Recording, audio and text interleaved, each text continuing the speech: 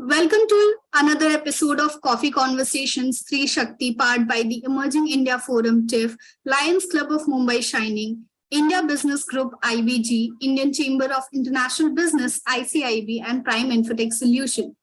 Today's topic is Leadership Excellence Feat Neha Singh, Senior Leadership Partner, Inspiring Growth, Success, and Transformation. I am your host Jolly Singh, associate with Prime Infotech Solution, and today I will be having conversation with Neha Singh, a senior leadership partner known for inspiring growth, success, and transformation, joining us. Get ready to be inspired as we delve into her exceptional journey of leadership excellence, talent management, and future of work. So, very welcome, Neha ma'am. Thank you so much, Jolly. Thanks. So our format is that we first cover the professional journey, like we deal with the professional questions, then we come to the personal questions, and then we end our conversation with a fun rapid fire round. So let's get started with the first round of professional questions. And my first question to you would be that as a senior leadership partner, what strategies do you employ to foster a culture of innovation and creativity within your team and organization? So, Jolly, I feel if somebody has to be very creative, be it employee, be it a personal individual, they got to play on their strengths. So, you shouldn't dictate any terms to them. This is what I feel particularly, and I follow this pattern across with all the people because we, as an individual, we should let people choose what their strengths are. Because when you start playing on your strengths, there is a high possibility you'll reach up to a point that you have never thought of. Because if we dictate something on somebody, okay, fine, you have to do this 1, 2, 3 things and all, it's kind of an imposition. But when something is done with a complete, willingness and from your own positive side, I think person performs the best in that. Because there's always a saying ki if you play on your strengths, so your strengths are always 100 in you and it's not noticeable to you. And as an individual also, we take our strengths as if, kind of because it comes very naturally to us. So we don't give too much of cognizance to it. We are like, okay, fine, ye to aata hi hai. And our strength is something which is visible to other people. They can easily relate, ki, okay, fine, you are very good at it. But we still don't give too much of importance to that. And we try to focus more on the weakness. So if you start working on your strength and being very creative towards it, there is a high possibility from 100, you'll go to 110 or maybe 120 and you can excel in that. In the similar side, if you start working on your weaknesses, you will mostly, if you are standing on your weakness, maybe 20 or 30, you will manage to reach 50. You'll still not be able to, excel that or something as such. You'll be a mediocre in that. It won't remain as your weakness, but you are not going to excel that as well. So this is what I feel. You should allow people the freedom to work, but that should be within a framework. You should always tell them what is a framework. So that's called freedom within framework. And that works well with everyone. Absolutely. And can you share some insights on the role of learning and development in driving employee engagement and satisfaction? And the next question, very relevant to that also would be that how do you ensure that training and development initiatives meet the diverse needs of employees? So, when Jolly we talk about training and development, I think this forms a very crucial role for the organization. People think because if you see the word itself, it's called learning and development. If you're not learning, you won't develop. That is simple. How this is the tandem and this is the sync. It goes along with each other. And if I see it plays a very critical role because nobody wants to keep their growth stagnant. Everybody wants to grow. So the moment anybody is assigned as an employee, if I say when they move into the organization, they take some time to dwell in the role, to get the stability and all. But after some point in time, they reach a position where they feel like, okay, now I'm not learning anything. And that's the time, they'll say, okay, fine, my growth is not happening, it becomes horizontal and then it becomes vertical and kind of. So they become very concerned that I'm not learning anything new. And I think this is the basic, I would say, issue that every HR person would be facing, because you people are very good at learning. If we think something could be learned in maybe a year or so, if a person is a fast track performer or a hypo, they'll be able to do that job maybe in a month, 2 months, 3 months. Now, as an organization, you can't keep switching their job or job role, enhancing it after, every quarterly or biannually. It becomes very difficult, because then you have to take care of the masses as well. What would you tell them? Because one person is growing at a speed, at a stretch of, they have outgrown the role. So in this portion, when you see L&D, they make sure ki they are learning, their learning continues. They are being put to some job additional to what they're currently handling, which keeps them engaged. So they don't feel ki, okay, apart from my role, I'm not growing. So they keep learning more. They excel in that. Once they have done that, we'll put them in some different task, obviously, after that. So they'll try to learn, develop, and that's how the journey is being taken care of. So that's why we say this is how you can retain the employees also. Because if you don't take care of them at the right point in time, there is a high possibility employer might feel, okay, fine, my growth is not there. And for employee, they won't be able to see their growth in the organization the way HR or a learning development team can see. Okay, these are your strengths. These are the portions you can grow. These are the positions in the company where you can play a role. You can play in an advisory capacity, or you can help somebody. So in this way, you can develop a talent. You can do a succession planning. You can make that person as a helping hand or something, as an additional resource, what we call as a product evangelist also sometime. You can work in different department depending on your capacity. So this is how a learning and development works actually throughout the organization. So it's not only about, I've heard people saying ki learning and development is all about Excel and Word training. No, it's not. It's a very extensive thing, because to make somebody learn something or to develop, first you need to know what you have to make that person learn. If you don't know what the person is willing to learn, it's just like if you would have heard people saying they do training need analysis. I've seen many professionals, they do that. I'm not saying that's a bad practice, but if you ask me as an individual professional, I'll never go to an individual and say, okay, fine, come on, tell me what is your training needs. Because if the person is so well versed with the need, I think possibly they would have done that. And you should not even go to their managers or ask them, okay, what kind of training do you feel that I should give it to your people? Because manager is also, as an individual, they'll assess a teammate or a person basis their lens. There is a high possibility person is already excelling in that thing, but they'll be forced by the manager to attend it.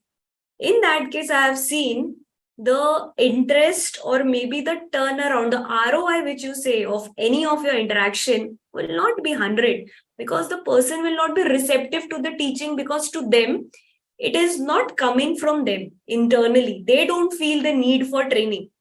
So again, that learning and development is a 50-50% kind of 50% it's a contribution of organization, 50% it's a contribution of an individual, because पढ़ने वाला अगर पढ़ नहीं रहा तो आप उसको पढ़ा नहीं सकते हो.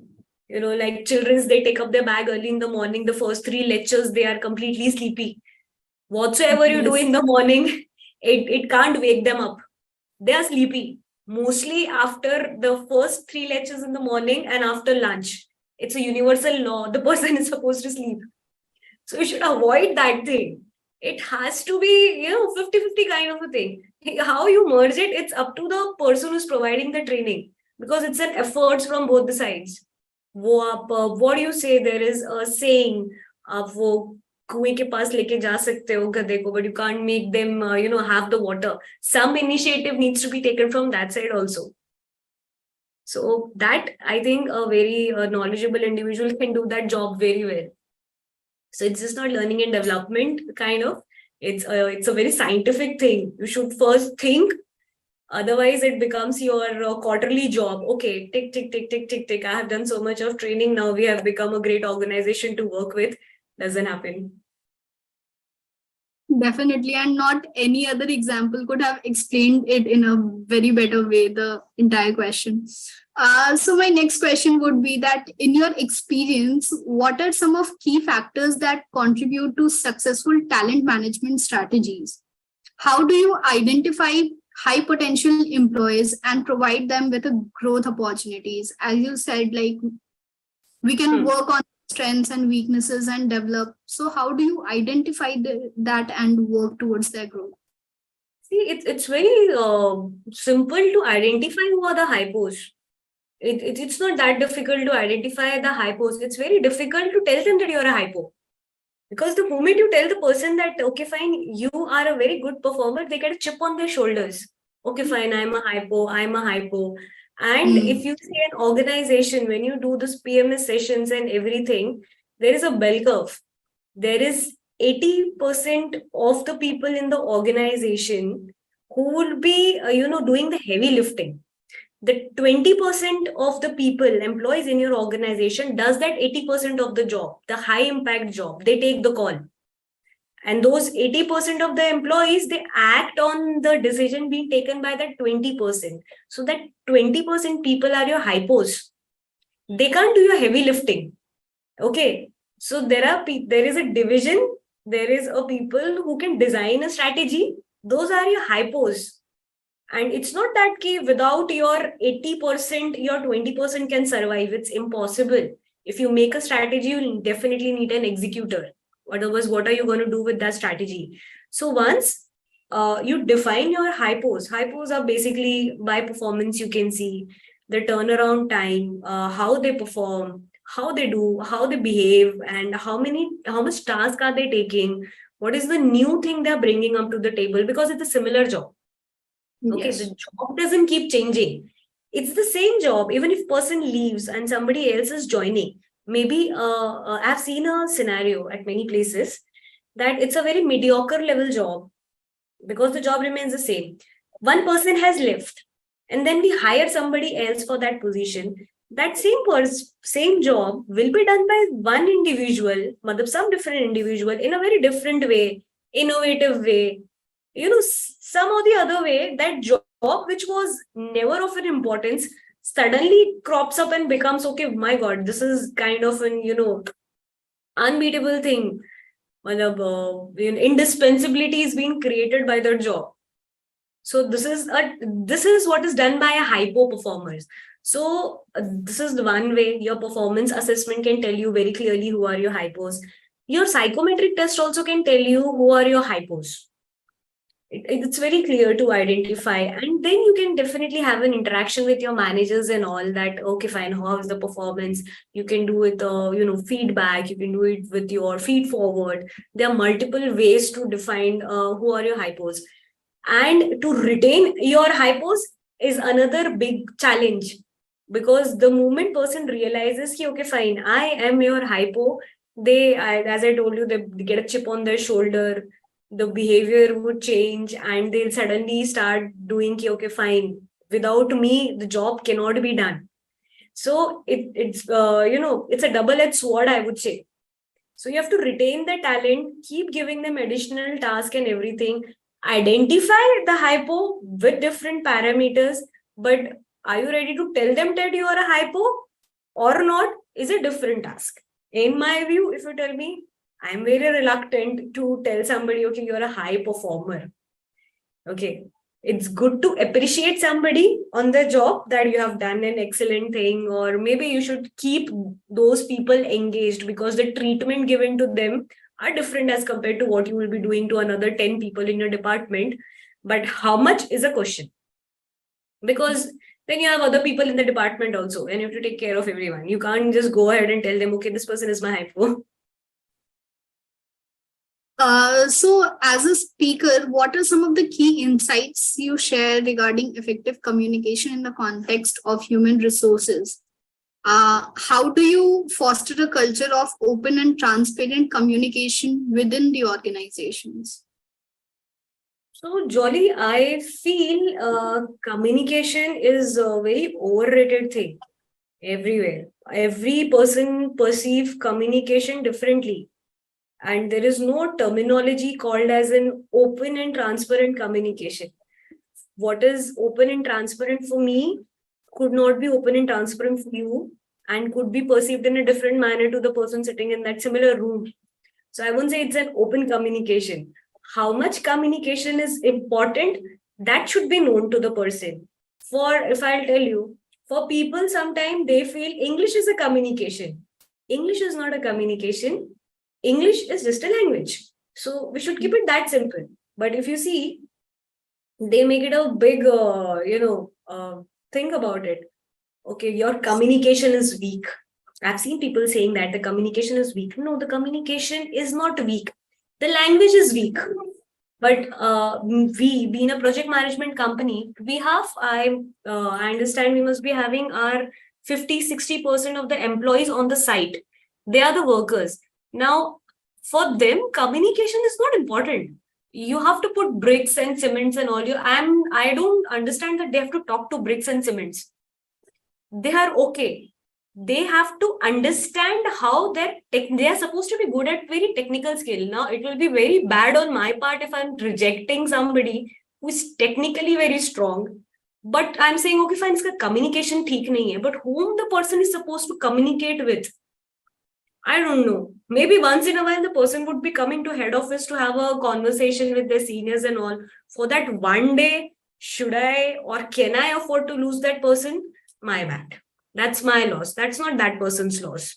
So, transparent communication, again, some people feel ki, okay, if you're saying the entire thing, openly, that's a transparent communication. No, that's not transparent communication.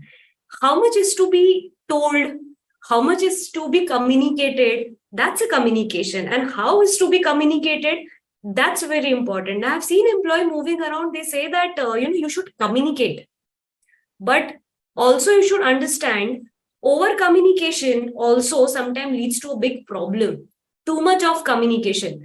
I've seen people sending unnecessary emails, marking kind of 8 to 9 people in CC. I seriously don't understand what kind of communication are you trying to pass?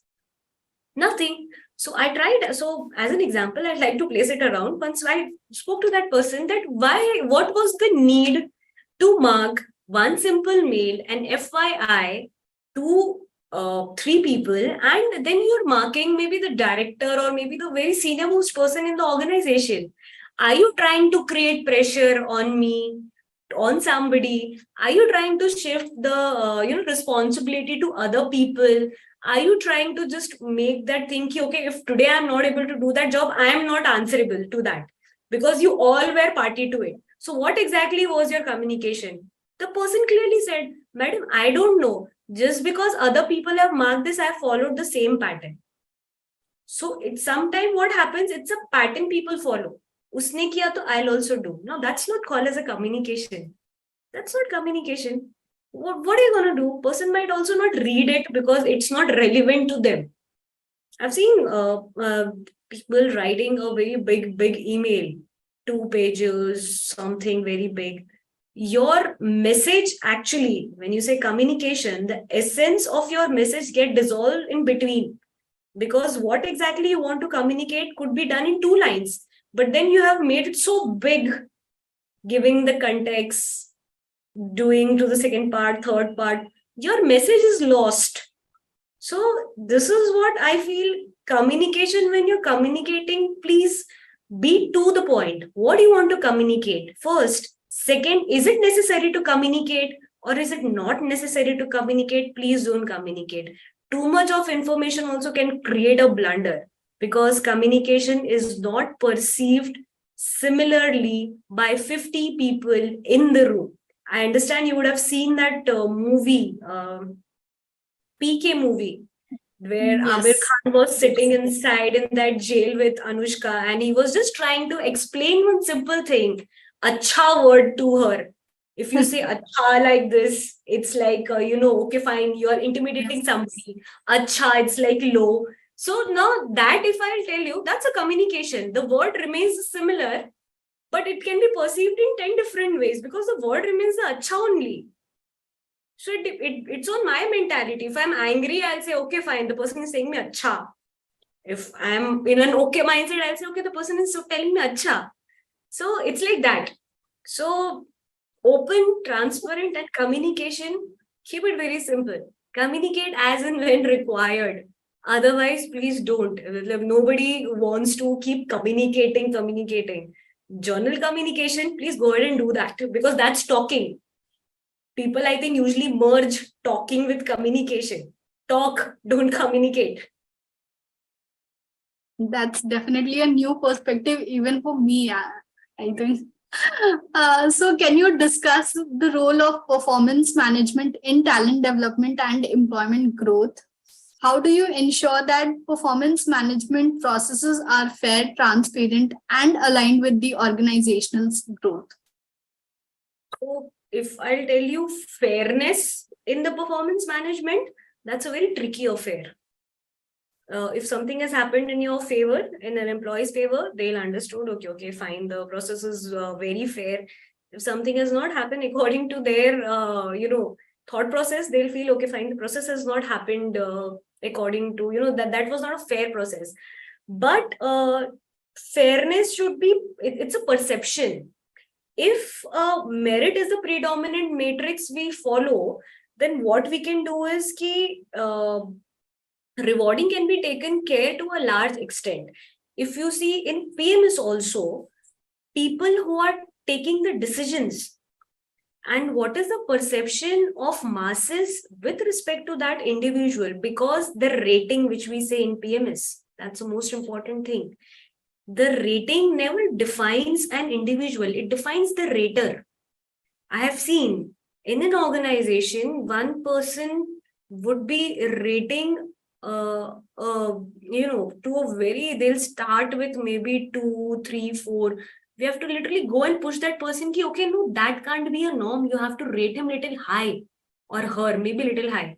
And then there'll be another set of people whom we have to go and tell them very specifically, okay, you have to come little down because, you have rated very high.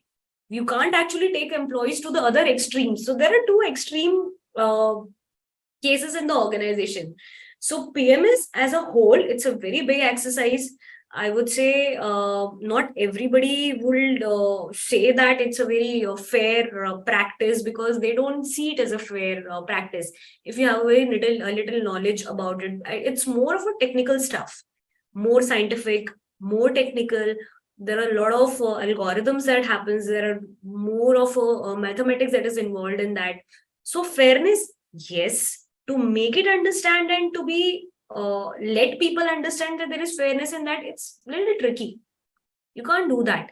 So the people who are taking the decision, if they are being perceived as one of the individual who will always take a right call, even if you're wrong, taking a wrong call, it becomes right.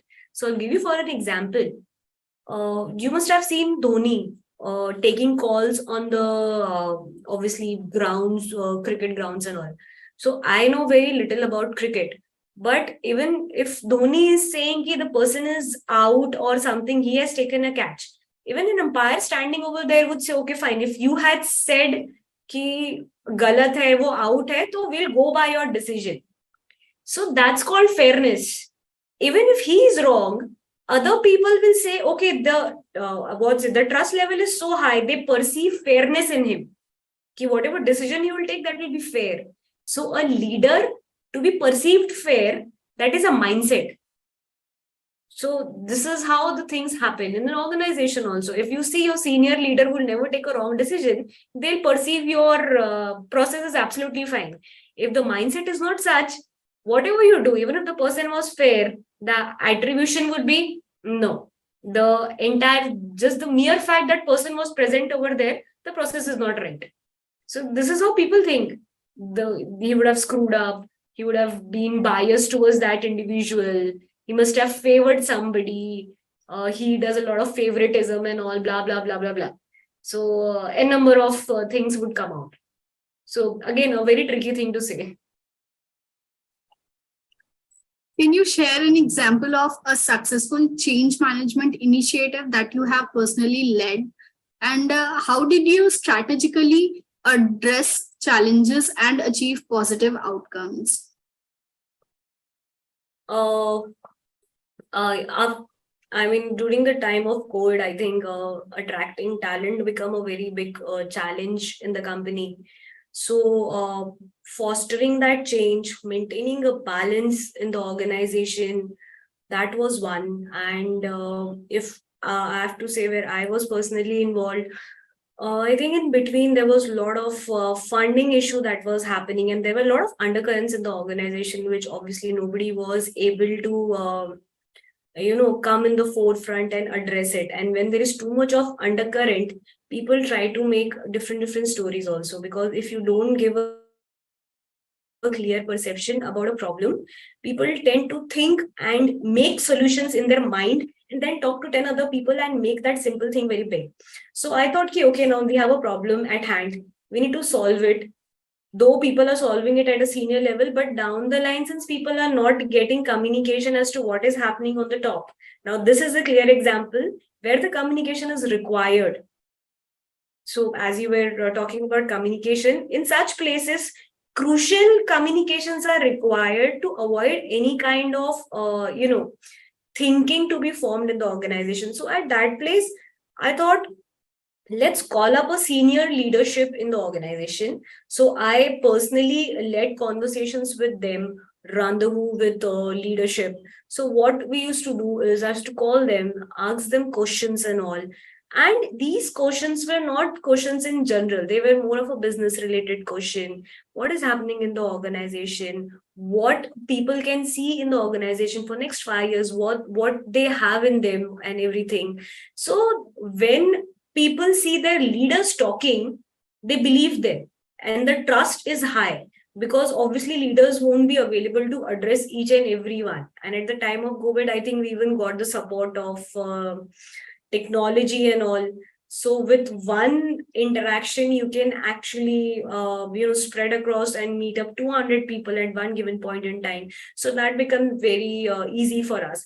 So that initiative helped a lot of people, and it brought a lot of change also. So those, they have seen their leaders talking. Right.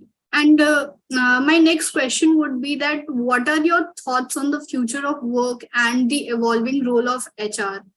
How do you anticipate HR practices and talent management strategies to adapt to changing workplace dynamics? I think in future, HR work will be more specialized, and all the journalized work which are there, that would be done by your AI, chat GPT, and also mostly you should focus on more towards developing the skill of an individual, because that will become a very important thing, like recruitment and all. You can always use your AI, chat GPT, many filters, and nowadays you get too many applications and all. They can do your initial level screening and all.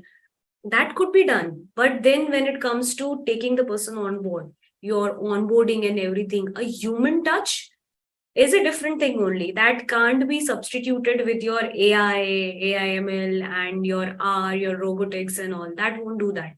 So in future of HR, I feel more specialized jobs are gonna come in. That would be, I think, earlier there used to be 8 hours of lectures that used to happen in L&D and all, and now if you see, there are small videos which has come up. There used to be big books that used to be given and all, and now the learning has come within small snippets also. We see small video messages that could circulate. We have seen online platforms, which was not the case earlier. So things which you can actually transform from your old thing, traditional way of operation, to the modern is good. But again, if I go by that and say, okay, fine, your one video message that can happen over there. I'll send it to an individual. I can broadcast that. You'll see it. But where is the learning in that? It's just seeing. Okay. So might as well my lectures that used to happen for 8 hours, that won't happen. But that can aid my 8 hours of this thing. I can start preparing an individual ki what was there in your 8 hours in lecture. Might as well that 8 hours can reduce to 4 hours, because prior hand I've started providing those handbooks, those videos to somebody, and their learning is happening on a daily basis. Not one day they are coming and learning. So these are the things I feel in future would take up. And also, I think this change and skill development program should happen more. Design thinking should happen more. Few specialized programs which has come up now, specialized, or maybe I think which was not there earlier, that has come up, and yeah, I think that would be the future of HR now in some time. Last but not the least, for this professional round of questions, my question would be that what advice would you give to aspiring professionals in the field of learning and development and talent management, HR? What key skills or qualities do you believe are essential for success in these kinds of roles? So I don't want to restrict it to any L&D professional or anyone. I just want to tell every learning professional or any working professional, you have to be at top of your job. Your job, whatever you are doing, nobody else can do it better than you. You should just have to make sure of that thing. Because if I am doing that job for 9 hours, nobody can know that job better than me. I've seen people making complaints or making a lot of hue and cry ki, okay, my boss has asked me this thing, usko kya aata hai and all. Agreed. But if they have asked you something and you don't know about it, that's the worst thing to do, because that person knows it better than you, and his avenue must be this big. Your avenue is this big. I would say your boss would be an expert, but you have to be very specialized in your skills. So I feel whatever you're doing, whatever, reading to writing to mails to communication, whatever you're doing, be best of yourself. Even if it's for 5 minutes, for 10 minutes, for all your professional career. Don't know it, please sharpen your skills and be best of yourself. This is what I would have to say to all the professional ones, not restricted to any HR or anything. This is how you become best of the talent across the industry, and you're being picked up by great companies, because they also look for the talent who specializes in something. Nobody wants a jack of all and master of none kind of an individual. Thoda ye, thoda ye, thoda ye, thoda ye, not thoda thoda ye. Know all, but be master of few. Be master of it. Nobody should know it better than you. They can know more than you, but not better than you. Absolutely. And with that, we have come to the end for the professional questions, and now we are towards the personal questions, where I would be asking questions to get to know you a little better, who Sure. Neha is actually. So first question for that would be that how do you prioritize self-care and well-being in a demanding work environment? Actually, my work takes care of everything. I feel ki if you're happy from your work, your well-being is taken care of, because mentally you're very happy in that case. So I've seen people, when I interact with them, Monday morning they'll come as in they'll behave they're half dead, because somebody would have forced them to get up. They'll be all gloomy. The first half of the day, they'll gulp that feeling that, oh my God, I have to spend another 4 days in office and I have to do that job. But on the other part, I feel if you're happy with your work, that enthusiasm in you, it gets double. You feel very happy to go. Like I have seen, if a person is very tired, just for an example, if a person is very tired from their work, like males, if you tell them at 9, 9:30, 10 something, okay, just go down and get this thing. If they come from office, they'll be very reluctant. No, I can't go. I'm tired. Just give me some rest and all. This is one parameters. if the same person have entered at 9:30 and 10 o'clock, he has to go down along with his friends and do that cricket and all down, just look at the face expression. That changes. So I think the work that you do takes care of 90% of your health, your well-being, your mental state, and everything. So always do a job where you're happy. So if I'll say, I don't segregate, and this statement which people keep using, work-life balance, it's just a terminology. People make a lot of put a lot of emphasis on that. How about my work-life balance? Nobody else is gonna do that for you, dude. You have to do it on your own. It's your work and it's your life. Please balance it on your own. Do you want a consultant to come from outside and tell you, okay, fine, now you have to sleep, now you have to get up, now you have to do this? Too overrated thing. So this is how I love my job. So I don't think so anything else is required. I feel very happy coming to office. On the contrary, if somebody tells me stay at home for some time, that would be another job for me. I have to think, okay, fine, now I have to stay at home and do what? So that is called work-life balance. If I'm staying at home, I'm at that place mentally, physically. If I'm in office, mentally, physically, I'm in office. That's called work-life balance. Cut this side, cut that side. Simple. Don't overlap two things with each other. So the rest has been taken care of. It's a mental game, actually. I think it is. Are there any specific books, podcasts, or resources that you have had significant impact on your personal and professional growth? Books, I don't read much, but on podcast, I don't hear much. But I'll see my learning mostly comes from the kind of people I interact live about listening to them. So when I talk to leaders in my organization or outside, I ask them different questions. If I'm being stuck in some situation, I won't rush to a podcast or I won't see a book because it's what worked best for them. I'm not disparaging that you shouldn't read a book, you shouldn't hear a podcast. But when I've heard them podcast and I've read a book also, what they say as what has worked best for them in that scenario, in that situation, it won't work best for me.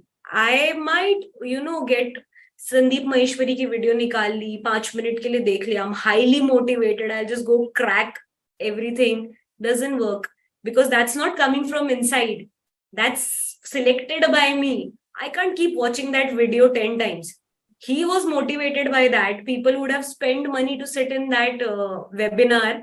They must be motivated. But when I talk to my leaders live, like, what are the problems? How do you think I should solve this and all? These are real people I talk to.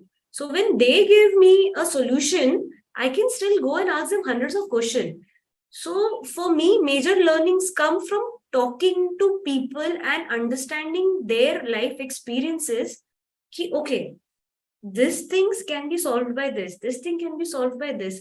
And growth, learning, and everything, I don't think so. It comes from only from podcast or reading any Howard books or something as such. If I pick up that HBR also, it doesn't talk new every time. You change the word, you change the jargon, you change the author. Everybody will say the same thing. You have to evolve. It's okay. Fine. I understand the basic line. I have to evolve. Now, how I have to evolve, I have to choose that. So learning, I think it keeps happening from different people. You just have to keep your mindset open of learning because every person teaches you some or the other thing on a daily basis. It's not restricted to a day, to a book, or to an event. What you learn, it's up to you. You can learn from a child also. You can learn from a person who is standing out also. For me, it's very difficult to understand how a security guard can stand there for 9 hours. It's a learning from me. I still don't understand how he can stand there for 9 hours. I think similarly, that security guard must be thinking, I don't know how she can sit there in office for 9 hours. So learning for him, his life is different. If I'll ask him, his learning would be different completely. Mine is different. So talk to real people, get real experience. That works the best. It's reality. Otherwise, then it's all virtual. Talking about the leaders and mentors, are there any mentors or role models who have played a significant role in your career journey? What lessons you have learned from My what to share? reporting manager, I think, Director HR, Mr. Bhavnesh Gulati, he has been a great mentor for me. I think the biggest lesson that he has taught me in my life was I would say I follow that on a daily basis, that nothing is black and white in this world, things are gray. So even if you know that you have to take a call, it's not that every time you can say this is right, this is wrong. Sometimes you have to take 3 steps behind after knowing also that you're right to handle the situation. So don't be very aggressive, because things can go on the wrong side also. And on a learning phase also, I feel he keeps teaching me on a daily basis how to handle things. It becomes very easy when your managers become your mentor, because those are the people you spend your 9, 8 to 10 hours on a daily basis. And when that person is teaching you, it becomes all the more, real learning, because they can see you upfront, day in and out, how you're behaving, the way they tweak you to perform all the things, it becomes very easy. So I think in my growth to whatever I have achieved in my life, my boss has played a very significant role, and he has worked very hard on my learnings as to how I should be as a professional leader. So hats off to him for all the success. Definitely. So, how do you recharge or rejuvenate outside of work? I mean, you love your work, you enjoy working and everything. That is like one side of it. But how do you how do you recharge and rejuvenate outside of work? Do you have any hobbies or activities that you like to do in your leisure time? Or I yeah, think if I have to rejuvenate, I just cut myself from entire thing, spend some time with my, not spend some time with my family.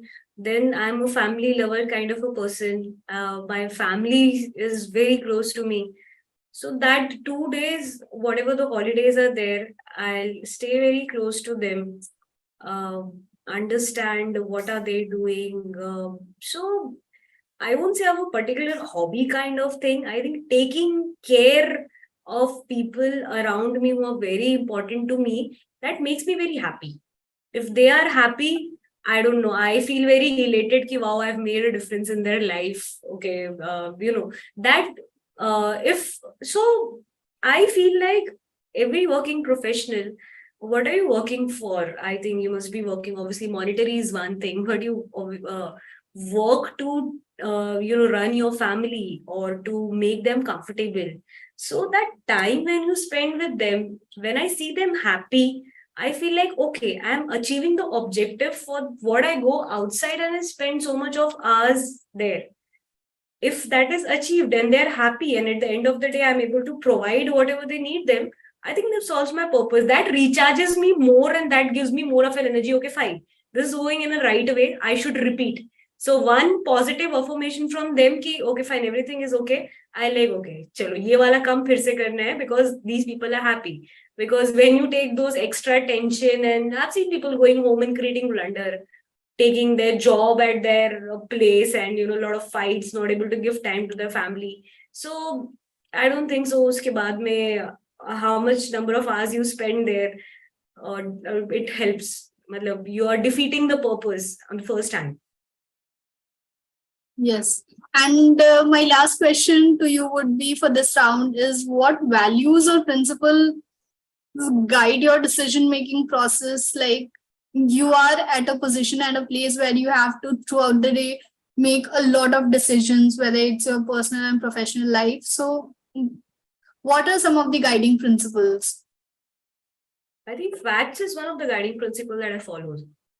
What are the facts?